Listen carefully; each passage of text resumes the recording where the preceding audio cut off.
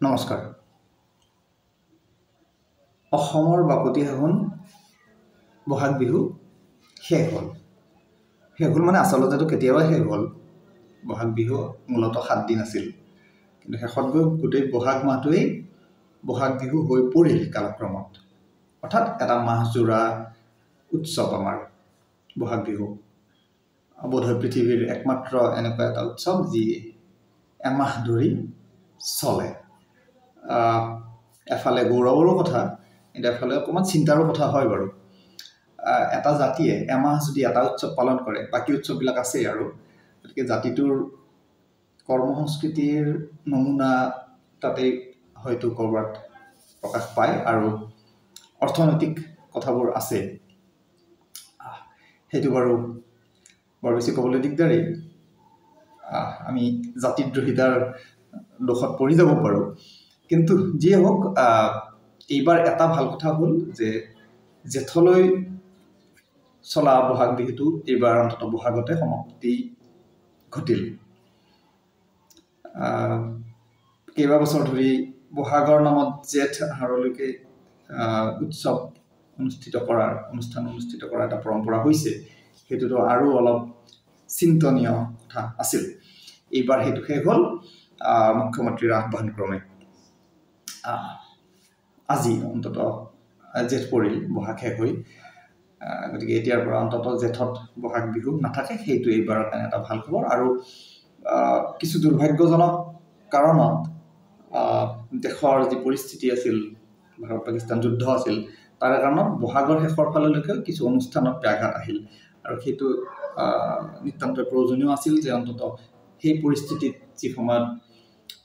দেশে যুদ্ধ কৰি আছে অন্য এখন দেশৰ লগত, যি সময়ত আমাৰ সৈনিকসকল শ্বহীদ হৈ আছে, সেই সময়ত আমি অন্ততঃ আনন্দ উৎসৱ কৰি থকাটো বৰ দৃষ্টিকটু কথা হ'লহেঁতেন। অসমে সেইটো নকৰাৰ কাৰণে এটা ভাল কথা হ'ল। তো আজি মোৰ এই ভিডিঅ'টোৰ উদ্দেশ্য হ'ল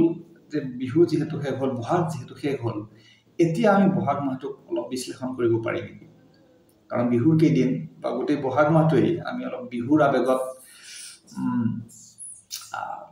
মগ্ন হৈ থাকোঁ, আৱেগত বলীয়া হৈ থাকোঁ বিহু। আৰু সেই আৱেগিক সময়খিনিত হয়তো আমি কিছু বাস্তৱিক কথা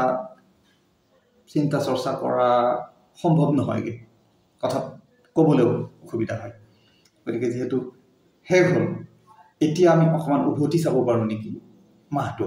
এই বছৰৰ অন্ততঃ এই বহাগটোক চাম আৰু সামগ্ৰিকভাৱে বহাগ মাহটো, বহাগ বিহুটো আমি কি কৰোঁ তাকে লৈ কিছু চিন্তাৰ পথ মুকলি কৰিব পাৰি নেকি, তাৰেই এটা চেষ্টা। মই বিশেষজ্ঞও নহয়, বিহু বিশেষজ্ঞও নহয়, সাধাৰণ এজন অসমীয়া হিচাপে কিছু মোৰ মনৰ কথা আৰু কিছু প্ৰশ্ন আপোনালোকৰ ওচৰত দাঙি ধৰিব ইচ্ছা কৰিছোঁ। যদি সময় সুবিধা হয় ভিডিঅ'টো চাব, চিন্তা যদি অলপ কৰিব পাৰে, যদি মতামত জনায় আৰু ভাল। আৰু মোৰ যিখিনি বাৰ্তা, যিখিনি মোৰ প্ৰশ্ন, সেইখিনি বিজ্ঞজনৰ মাজত যদি যায়, ওচৰত যদি যায়, বিশেষজ্ঞসকলৰ ওচৰত যদি যায়, মোৰ এই প্ৰয়াসটো সাৰ্থক হ'ব বুলি মই ভাবোঁ। এইবাৰ যদি আমি বিহুটোৰ কথা চিন্তা কৰোঁ, কেইটামান বিক্ষিপ্ত ঘটনা আছিল এই বহাগত বিহুৰ অনুষ্ঠানখিনিৰ মাজত। তাৰ ভিতৰত এটা দুৰ্ভাগ্যজনক কথা আছিল শিল্পীসকলৰ নহয়, কেইগৰাকীমান শিল্পীৰ কিছু অশৈল্পিক আচৰণ। শিল্পীসুলভ যি আচৰণ হ'ব লাগে, তাৰ বিপৰীতে কিছু শিল্পীৰ কিছু কথা বতৰা, মঞ্চত কিছু আচৰণে অসমবাসীক ব্যথিত কৰিছে, আঘাত দিছে। সেয়া হোৱা অনুচিত। মঞ্চখন খং প্ৰকাশৰ ঠাই নহয়, মঞ্চখন অসংস্কৃত কথা বতৰাৰ স্থান নহওক, অন্ততঃ শিল্পীসকলৰ দ্বাৰা নহওক। আহিছোঁ মূল কথালৈ। অন্য এটা কথা এইবাৰ হৈছিল, সেইটো এটা প্ৰধান বিষয় আছিল। সেইটো নহ'লে ভাল, আমি আশা কৰোঁ, সাধাৰণ অসমীয়া হিচাপে আশা কৰোঁ, শিল্পীসকলৰ পৰা আমি মৰ্যাদাসূচক ব্যৱহাৰ আশা কৰোঁ। সেইদৰে বিহু অনুষ্ঠিত কৰা যিসকল সমিতি, উদযাপন সমিতি, কাৰ্যকৰ্তা, তেওঁলোকৰ পৰাও আমি কিন্তু ভাল ব্যৱহাৰ, সুৰুচিপূৰ্ণ ব্যৱহাৰ আচৰণ আমি আশা কৰোঁ। তেওঁলোকে অন্য অনুষ্ঠান পাতি নাইতো, বিহু উদযাপন কৰিছে, গতিকে বিহুৰ মঞ্চত তেওঁলোকে শিল্পীসকলক অসন্মান কৰাটো এটা বিহু পৰম্পৰাটোৰ বাবে এটা নেতিবাচক দিশ। এইবাৰো তেনেকুৱা ঘটনা এটা দুটা কিবা হ'ল। শিল্পীক মঞ্চৰ পৰা নমাই দিয়া, কিবা সাজ পোছাকৰ তেওঁলোকৰ নীতি নিয়মৰ ভিতৰত নপৰা ইত্যাদি কথাৰ কাৰণে, জিন্স পিন্ধাৰ কাৰণে, সেইটো কিছু ক্ষেত্ৰত বৰ দুৰ্ভাগ্যজনক কথা আছিল। এতিয়া মোৰ এটা প্ৰশ্ন বা মোৰ নিজৰ এটা জানিব খোজা বিষয় হ'ল এই বিহু উদযাপন সমিতিসকলৰ পৰা তেওঁলোকে যে নীতি নিৰ্ধাৰণ কৰি দিয়ে শিল্পীসকলৰ সাজ পোছাকক লৈ, ঠিক আছে, তেওঁলোকে দিছে বিহুৰ কেইদিন জাতীয় পোছাক পিন্ধিব লাগে। প্ৰথম কথাটো, জাতীয় পোছাকৰ কিবা সংজ্ঞা আছে নেকি অসমৰ? এই ধাৰণাটোত ক'ৰবাত খেলি মেলি থাকিব পাৰে নেকি? কি পোছাক জাতীয় পোছাক বুলি ধৰা? ঠিক আছে, গায়িকা অৰ্থাৎ মহিলা শিল্পীসকলে বাৰু পাটৰ বা মুগাৰ চাদৰ মেখেলা পিন্ধে, সেইটোক আমি জাতীয় পোছাক বুলি ধৰিছোঁ। পুৰুষসকলৰ কাৰণে সকলোৱেতো ধুতি চুৰিয়া আৰু পাঞ্জাবীয়ে পিন্ধিব, নে অন্য কিবাও আছে, কুৰ্তা পায়জামা জাতীয়? এইবিলাকতো অসমীয়া জাতীয় পোছাক আচলতেই নহয়। সকলোবোৰ ক'ৰবাৰ পৰা আহিয়েই অসমৰ জাতীয় পোছাকৰ মৰ্যাদা লাভ কৰিছে। সেইটোক লৈ মোৰ এটা ক'ৰবাত হয়তো মোৰ সীমাবদ্ধতা হ'ব পাৰে জ্ঞানৰ, যে কেনেকুৱা পোছাকক জাতীয় পোছাক বুলি ধৰে বিহু উদযাপন সমিতিসকলে। সেইটো এটা কোনোবাই জানিলে মোক জনাব, উদ্যোক্তা সমিতিয়ে যে জনাব লাগিব কথা নাই,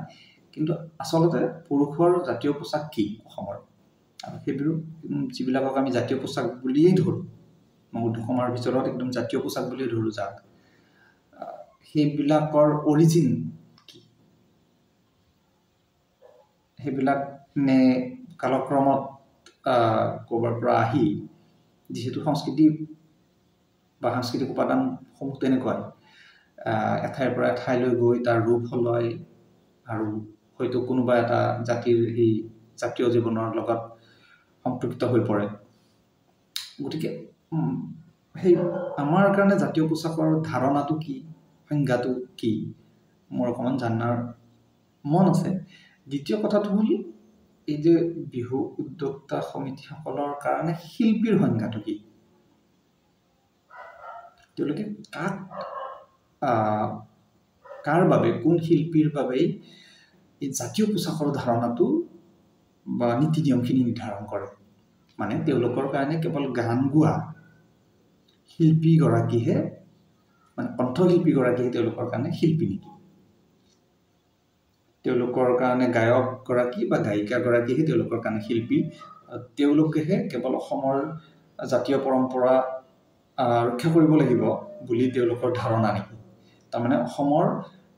জাতীয় বা সাংস্কৃতিক ঐতিহ্য সেইটো ৰক্ষা কৰাৰ দায়িত্ব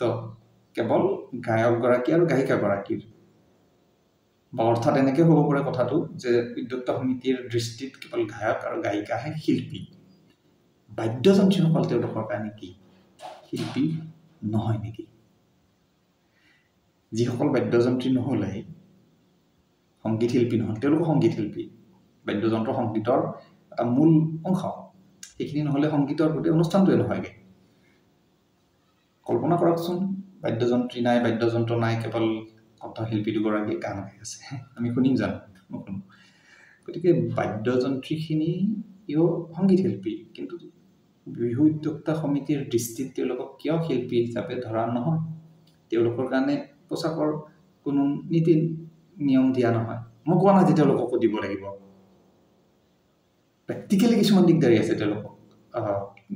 চুৰিয়া ধুতি পিন্ধাই নোৱাৰে কিন্তু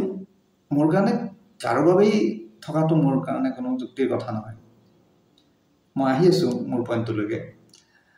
কিন্তু মোক কোনোবাই বুজাই দিয়ক যে বিহু উদ্যোক্তা সমিতি বা বিহু উদযাপন সমন্বয়ৰক্ষী সমিতিৰ ফালৰ পৰা যিটো শিল্পীৰ সংজ্ঞা বা ধাৰণা দিয়া হৈছে যিয়ে জাতীয় পোচাক পিন্ধি পৰিৱেশন কৰিব লাগিব তাৰ অন্তৰ্ভুক্ত কেৱল সংগীত শিল্পীখিনি বা নৃত্যশিল্পী অভিনয় শিল্পীহে নেকি বাদ্যযন্ত্ৰৰ শিল্পীসকল নহয় নেকি প্ৰথম এটা মোৰ কাৰণে বুজা এটা সাঁথৰ অন্য এটা কথা মই ক'বলৈ গৈ আছোঁ কি যে আমি যে ভাবোঁ আমি মানে সামগ্ৰিকভাৱে কৈছোঁ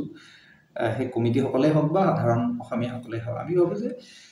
জিন্সটো পিন্ধিলে আমি সংস্কৃতিক ৰক্ষা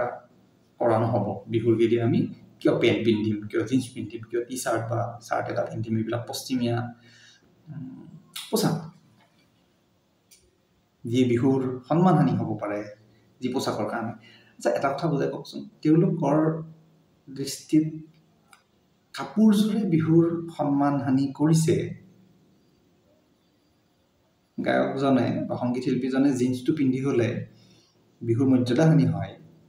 কিন্তু সেই বিহু নাম ফাঁকি বিহু গীতটো যেতিয়া মঞ্চত পৰিৱেশন কৰে তাত ঢোল পেঁপা গগনাৰ সলনি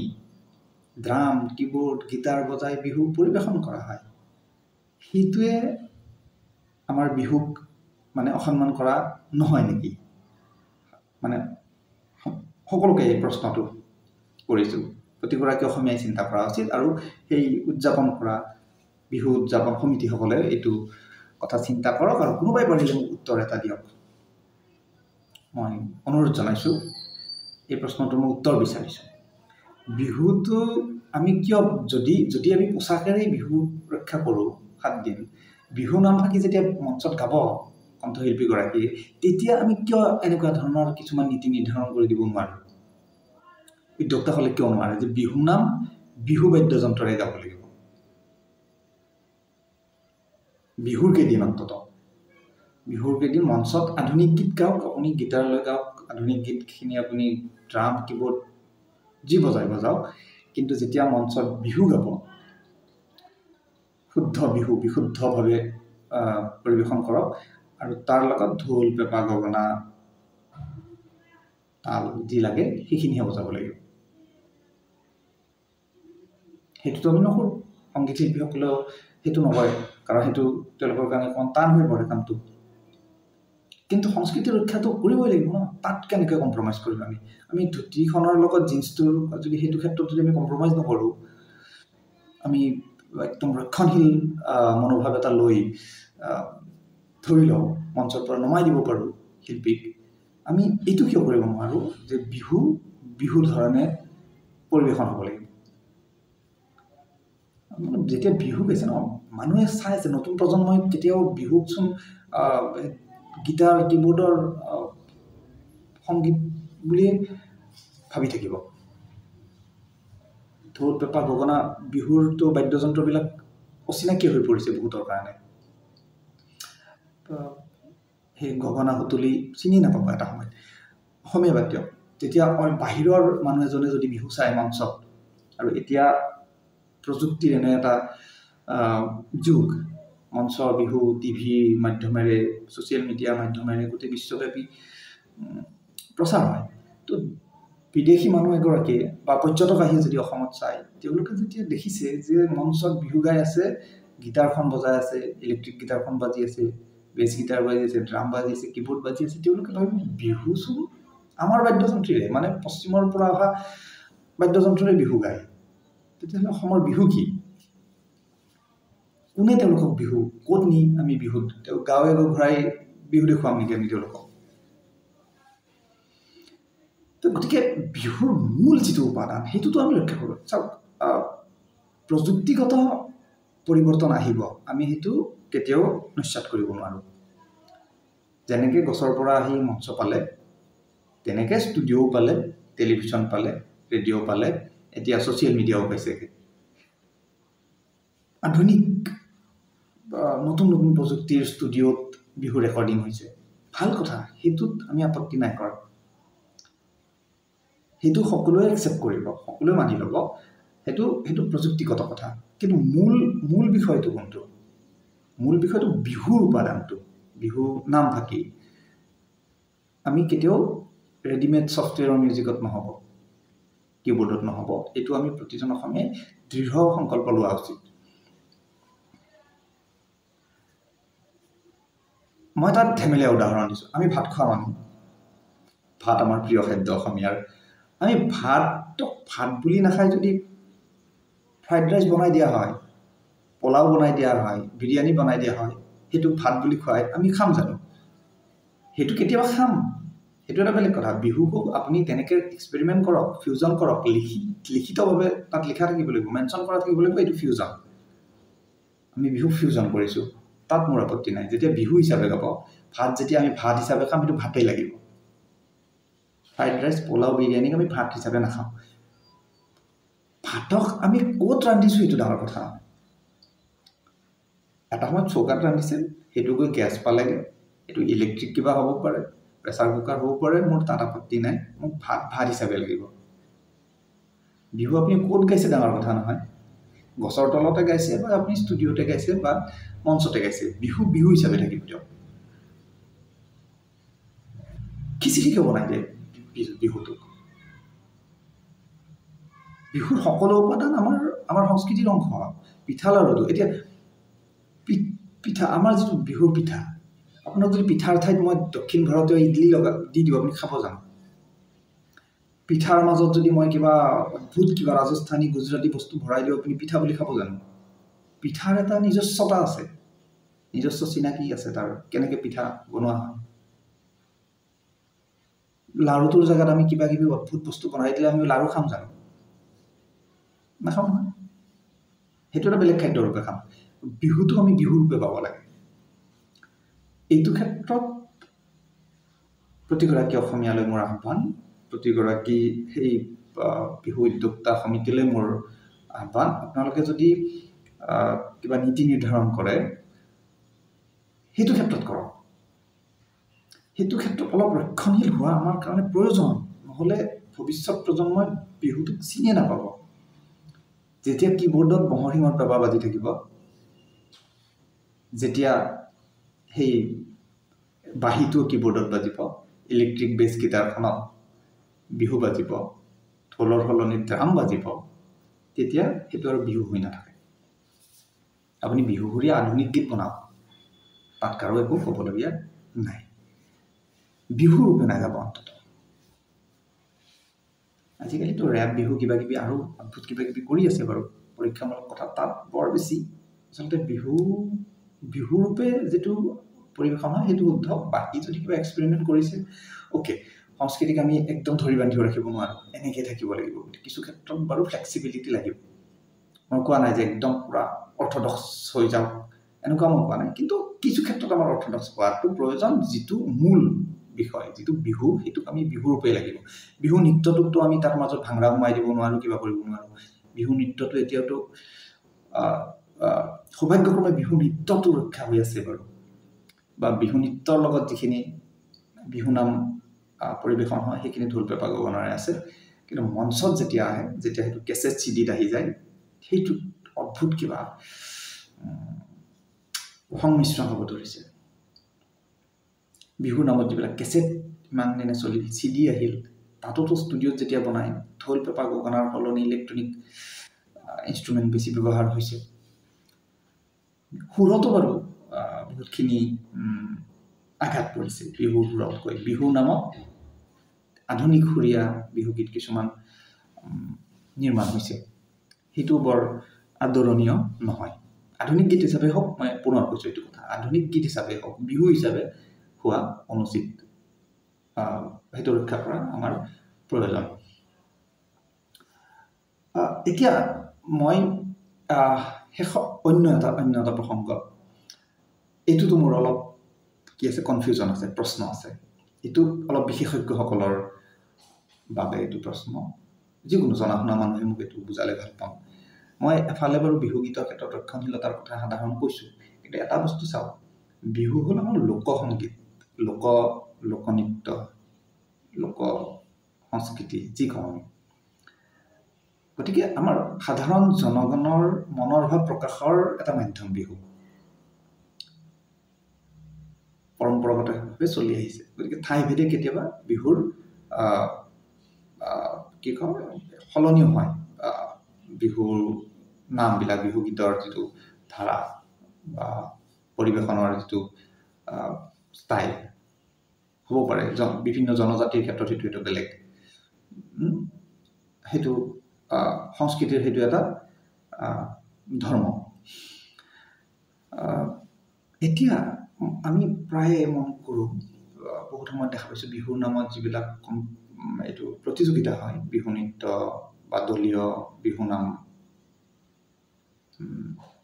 ক্ষেত্ৰত, বা বিহু সম্ৰাজ্ঞী জাতীয় কিবা কিবি প্ৰতিযোগিতা আদি হয়, আজিকালি হয়, ৰিয়েলিটি শ্ব' হয় টিভিত বিহু নৃত্য, বিহু গানৰ। তাত বিচাৰকসকলে কিয় নাজানো, মই কৈছোঁ মোৰ জ্ঞানৰ সীমাবদ্ধতা সেইটো এটা, তাত বিচাৰকসকলে বিহুৰ ক্ষেত্ৰত কিছুমান আকৌ নৃত্যৰ ক্ষেত্ৰত বা হয়তো কেতিয়াবা পোচাক অলংকাৰৰ ক্ষেত্ৰত একদম ষ্ট্ৰিক্টলি কিছুমান নিয়ম ধৰি দিয়ে,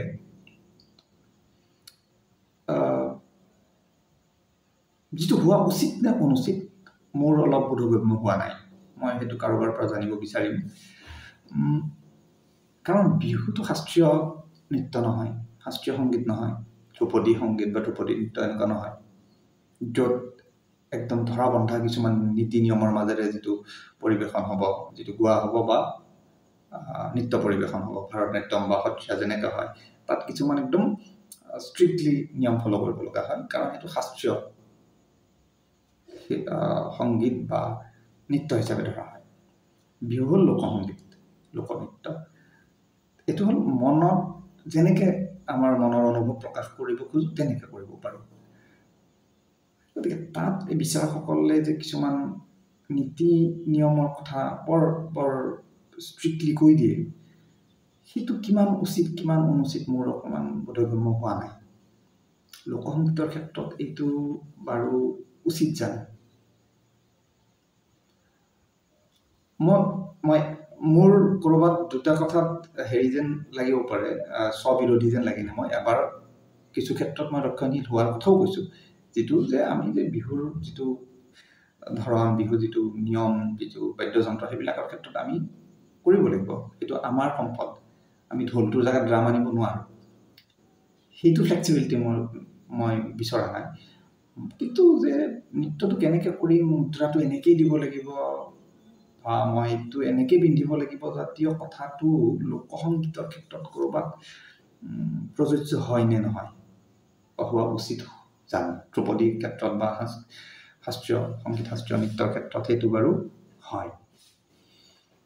সেইটো মোৰ অকণমান সন্দেহ আছে,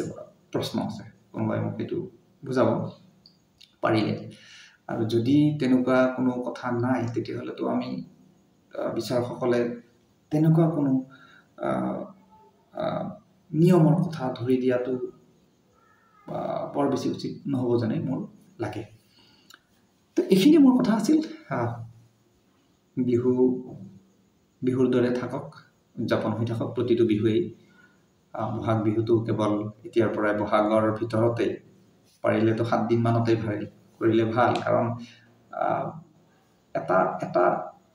আমি যিমানে সংস্কৃতি ৰক্ষা কৰাৰ কথা নকওঁ, বিহু উদযাপন কৰাৰ কথা নকওঁ, বা শিল্পীসকলৰ বাৰু পেছাগত কথা এটা আহে, কিছুমান শিল্পীয়ে দুখ কৰে, দীঘলীয়াকৈ চলিলে তেওঁলোকৰ ভাল, কিন্তু তেওঁলোকৰ ভাল কৰিব গ'লে সাধাৰণ মানুহৰ যে মূৰৰ ওপৰত বোজা এটা পৰে, জেপৰ ওপৰত পৰে কাৰণ বিহুটোতো চান্দাৰে চলে আজিকালি জোৰ জবৰদস্তিও সেই কামটো হয় উদযাপন সমিতিয়ে সেইটো বৰ বেছি শুভ লক্ষণ নহয় যেন লাগে অসমৰ মানুহ ইমান ধনী নাই হোৱা যে হাজাৰ হাজাৰ টকা দি কেৱল বিহু পাতি থাকিম ঠায়ে ঠায়ে প্ৰতিটো চুবুৰীত প্ৰতিটো মহানগৰীতে কিমান বিহু অন্য জিলাসমূহতো কিমান বিহু উদযাপন হয় কৰবাত সংস্কৃতি ৰক্ষা কৰিব গৈ আমাৰ যদি অৰ্থনৈতিক দিশটো চাব নাযাওঁ তেতিয়াহ'লে অসুবিধা হয় গাড়ী ৰখাই চান্দা তোলা দোকানীসকলক জোৰ জবৰদস্তি কৰি চান্দা বিচৰা সেইটো কৰবাত সংস্কৃতি ৰক্ষাৰটো পথ বা উপায় হ'ব নোৱাৰে মানুহে স্বেচ্ছাই দিয়ক সেইটো ভাল আৰু যদি এনেকুৱাই হয় তেতিয়াহ'লে বিহু উদযাপন কৰক ঘৰে ঘৰে পইচা নুতুলিব যে আহি মানুহে দান বৰঙণি কৰক আমি বিহু উদযাপন কৰিম সেইটো কৰক দৰকাৰে টিকট কাটি চাব মানুহে যদি দিবই মন আছে তো গতিকে জোৰ জবৰদস্তি কৰি পইচা লৈ মাহজোৰা উদযাপনটো কৰবাত আমাৰ কাৰণে চিন্তাৰ বিষয় গতিকে পুনৰবাৰ আমি সেইটো চিন্তা কৰা উচিত এইবাৰ মুখ্যমন্ত্ৰীয়ে কোৱাৰ কাৰণেহে সৌভাগ্যক্ৰমে মানুহে মানি ল'বলৈ বাধ্য হ'ল মুখ্যমন্ত্ৰীৰ কথাটো ৰক্ষা কৰাৰ কাৰণে বা ভাল লগাবলৈ যি বুলি কওঁ এইটো পাৰিলে প্ৰতি বছৰে এইটো হওক মনৰ পৰা বিহু উদযাপন কৰক কেৱল মঞ্চতে বিহু থাকিলে নহ'ব ঘৰে ঘৰে বিহু থাকক যিটো নোহোৱা হ'ব ধৰিছে উজনিৰ ফালে কৰবাত হুঁচৰিটো অকণমান গাঁৱে ঘৰে ঘৰে যায় তাত বাহিৰেতো বিহু কেৱল মঞ্চৰ অনুষ্ঠান হৈ গ'ল তো বিহু মঞ্চত আহিছে ভাল কথা অন্যান্য মাধ্যমেৰে বিহু প্ৰচাৰ হওক কিন্তু বিহু অসমীয়াৰ মনত থাকক আৰু ভৱিষ্যত প্ৰজন্মলৈ বা আমি বিশ্ব দৰবাৰলৈ বুলি কওঁ সেইটো কৈছোঁ মই বিশ্বৰ মাজলৈ বিশ্ব সভালৈ বিহু যাওক বিহুৰ প্ৰকৃত সাজেৰে আধুনিক কিবা কিবি পিন্ধি বিহু গ'লে জাতিৰ সংস্কৃতি ৰক্ষা নহ'ব আৰু কেৱল জিন্স পেণ্টত ধৰি থাকিলে পোচাক জোৰত ধৰি থাকিলেও বিহু ৰক্ষা নহ'ব এইখিনি মোৰ বিহু সম্পৰ্কীয় কথা আছিল কোনোবাই ভাল পালেও পালে বেয়া পালেও পালে গালি পাৰিলেও পালে সমৰ্থন কৰিলেও কৰিব পাৰে ভাবিছোঁ মোৰ এই যিটো কথা কোৱাৰ অধিকাৰ যিটো চিন্তা প্ৰকাশৰ অধিকাৰ ছ'চিয়েল মিডিয়াৰে মই প্ৰকাশ কৰোঁ আপোনালোকে মোক আপোনালোকৰ মতামত আৰু মোৰ প্ৰশ্নকেইটাৰ উত্তৰ যদি পাৰে জনাব জয়তু অসম জয়তু বিহু ধন্যবাদ